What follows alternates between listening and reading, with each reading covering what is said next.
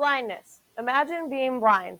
Now think about this. When people say, what is it like to be blind? Most people just say, close your eyes. But here's a better depiction of doing that. You close one eye, such as your right eye, and you keep one open. What do you see out of your right eye? Absolutely nothing. Think about seeing absolutely nothing for the rest of your life. It seems almost terrifying to even think about, to even move without being able to see. And some people have to live in a world that is almost revolved around sight without being able to see. Now, today I'm going to guide you through a day in the life as a blind person, as well as the common causes of being blind and also the mental barriers that they have to face.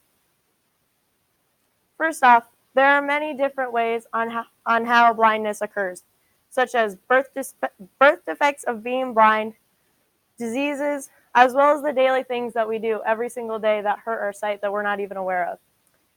Many of you know that we all look at our screens almost more than 4 hours a day, as well as being outside without the protective eyewear on a sunny day.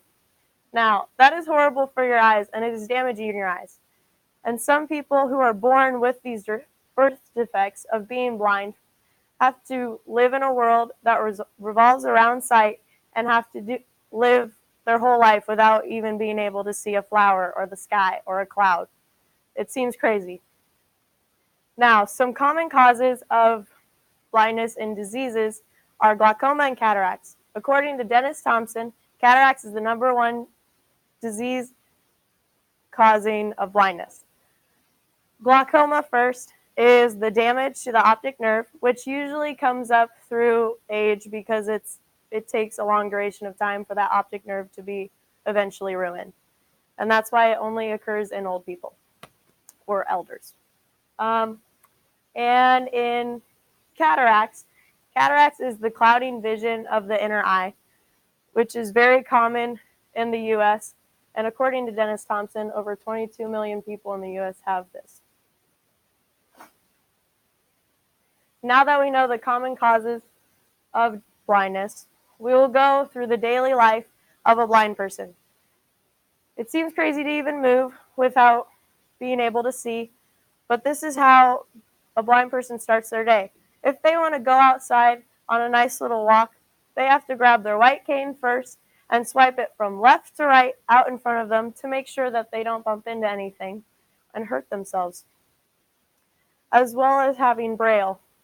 Braille is a written language for blind people that is the bumps on a surface, and you put your hand on them, and they're in a certain order that you can read, and so you know what it says.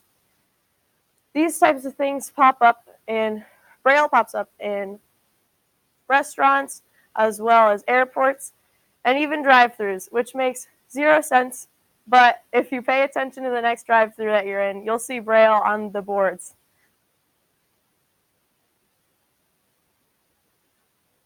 As well as independence training programs. People who have recently become blind, it may be difficult to be independent and have the confidence to be independent. It is quite difficult for them to do it all of their own, but these independence programs are all over the U.S., and according to Caroline Pradario, these help these people with learning how to cook, as well as handling power tools and just everyday things that they need to do. And in these independence training programs, as well as their confidence of physical restraints, there are also many mental barriers that they have to deal with. Imagine being blind every single day of your life, not being able to see. We rely on our sight every single day of every single minute just to move around. Think about even going outside. It would be absolutely terrifying. And people that recently become blind that weren't born with sight, they kind of have it easier than the people that just appeared with sight or appeared blind. And these people that have recently become blind, it must be very difficult for them because they've seen things and they had one of their major senses taken away from them. So in these independence training centers, it's very good for them because of their confidence. In these centers, there's multiple therapy programs for these people that will in all help them to gain confidence to even try to work at these daily activities. And according to the Family Center Association, for young people that need to learn how to live in a world being blind or visually impaired, it's good for them to be around people that are also visually impaired. Because for some reason, whenever we are with people around us that are like us, we are more comfortable and it's easier for us to become confident. And also, for these young people that cannot see, it's good to surround them in a positive environment, as well as surrounding them with positive people that constantly encourage them to be independent. And as I end this speech, I hope you know that being blind may not be the ideal life, and there may not be an invention to cure the sightless with sight, but there are some positives to it. Out of the five senses, they don't have one, but the other four are heightened, as well as being able to learn a whole nother language, such as Braille, which is ultimately beneficial to them. And it's not the ideal life, and it's ultimately terrifying thinking about, but they benefit and they're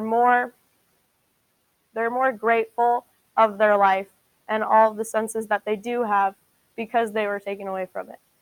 Thank you.